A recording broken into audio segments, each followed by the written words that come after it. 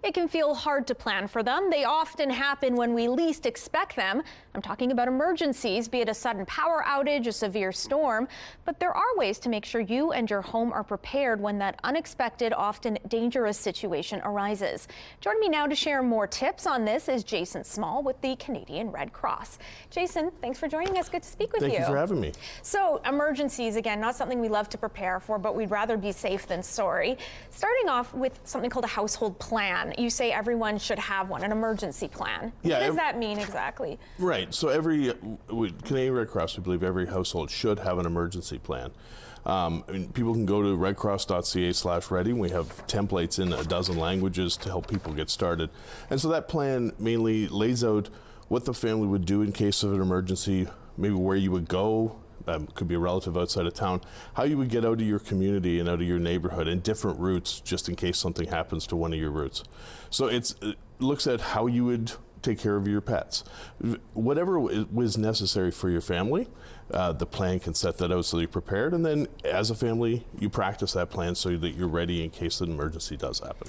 You also say that you need to know the potential risks of your specific community because, you know, an emergency plan for a home in California will not be the same for one in Winnipeg, right? That's exactly it. Know what the risks are in your community and at what time of year, what are the greater risks, and understand also your community's plan, and also understand your community itself, maybe your neighborhood. Maybe there's people in your neighborhood that need special help that you could help as a neighbor. It's all these things just to consider, not just your home, but also the broader community.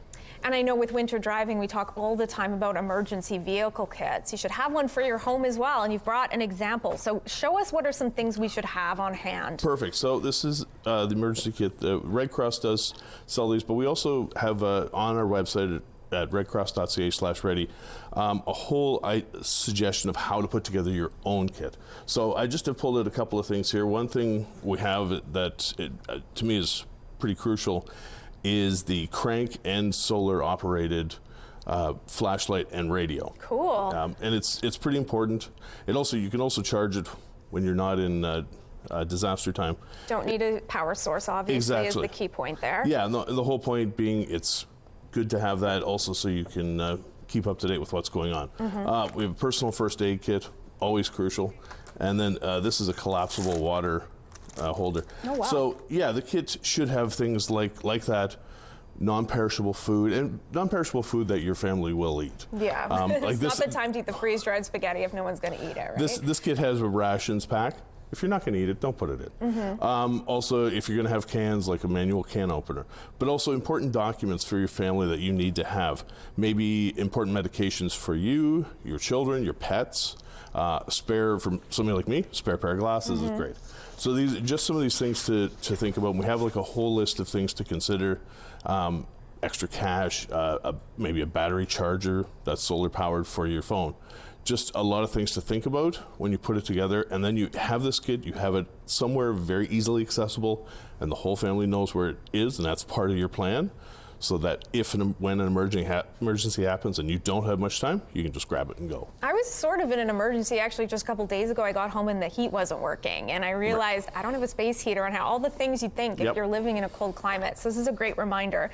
It's also important that the kit should have something for the whole family, right? Not just for mom, dad, whoever needs to access it, there should be something there for them. Yeah, exactly. Like I mentioned with pets, maybe having extra pet food. Medication for your pets if you have that. For your children, part of it is if you're putting non-perishable food in, make sure it's something they might want to eat, maybe a little bit of your favorite snacks. I gotcha. So if they're not eating broccoli on the best of times, they're not eating it no. In the worst in a can of times, or no. any vegetable for that matter. And also, if maybe you can put in a couple of things for recreation for kids, maybe even just like a small coloring book and some crayons. Just some things to think about so that if you've got to go shelter in place or go somewhere for 3 days, that you have that, and it just helps make the time go by. Great to keep in mind. Jason, thanks so much for joining us. Thank you for having me.